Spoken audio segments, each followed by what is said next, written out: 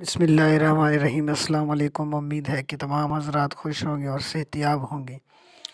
آج کا وظیفہ ان بھائی بہنوں کے لیے ہے جن کی اولاد تو ہے لیکن ان کی اولاد نیک صالح نہیں ہے، ان کا کہنا نہیں مانتی ہے، ان کو تنگ کرتی ہے یا ان میں خصلتیں نہیں ہیں۔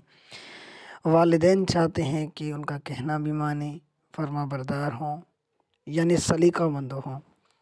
تو اس کے لیے وظیفہ ہے، بالکل آسان وظیفہ ہے۔ ایک الفاظ ہے جو آپ کو صرف پڑھنا ہے، 101 مرتبہ پڑھنا ہے، باوضو ہو کے پڑھنا ہے۔ انشاءاللہ عز و جل فائدہ ہوگا، آپ کے بچے فرما بردار ہوں گے، آپ کا کہنا مانیں گے، ان کی خصلت امپروو ہوں گے اور وہ آپ کو چینج نظر آئیں گے دنیا اور دین کے اعتبار سے۔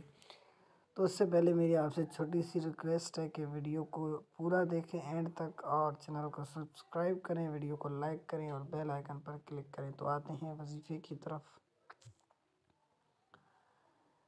یہ وظیفہ ہے، یہ آپ کو پڑھنا ہے، یا مؤخرو، یا مؤخرو، یا مؤخرو۔ یا مؤخرو کو روزانہ 101 مرتبہ، یا مؤخر کو روزانہ 100 مرتبہ سونے سے پہلے پڑھنے سے بچے نیک خصلت ہو جاتے ہیں۔ صرف 100 مرتبہ پڑھنا ہے، ویسے تسبیح میں 101 دانے ہوتے ہیں۔ آپ ایک تسبیح پڑھو گے کاؤنٹ 101 ہی ہوگا، تو زیادہ پڑھنا ہے، کم نہیں پڑھنا۔ 100 پڑھیں یا 101 مرتبہ پڑھیں، بچے نیک خصلت ہو جاتے ہیں، دل میں سکون پیدا ہوگا، برائیاں دور ہو جائیں گی، بچے برائیاں بھی نہیں کریں گے، نیک خصلت والے ہوں گے، ان کے دل میں سکون ہوگا تو گھر میں بھی سکون ہوگا، وہ آپ کو تنگ نہیں کرے گی۔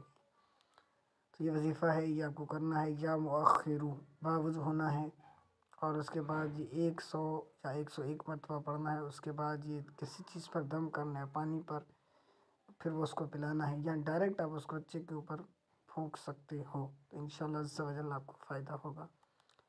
ملتے ہیں نیکسٹ ویڈیو میں۔ اللہ حافظ۔